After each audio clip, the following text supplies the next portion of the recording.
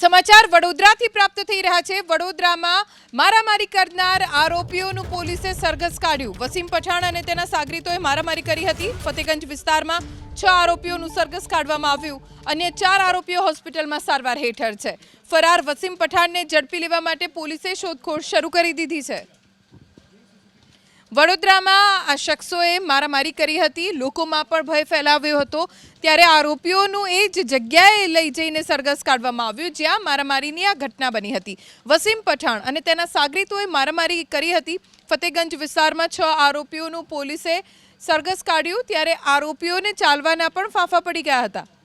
વડોદરામાં આ શખ્સોએ મારામારી કરી હતી, લોકોમાં પણ ભય ફેલાવ્યો હતો। ત્યારે આરોપીઓનું એ જ જગ્યાએ લઈ જઈને સરઘસ કાઢવામાં આવ્યું જ્યાં મારામારીની આ ઘટના બની હતી। વસીમ પઠાણ અને તેના સાગરીતોએ મારામારી કરી હતી। ફતેગંજ વિસ્તારમાં 6 આરોપીઓનું પોલીસે સરઘસ કાઢ્યું। ત્યારે આરોપીઓને ચાલવાના પણ ફાંફા પડી ગયા હતા।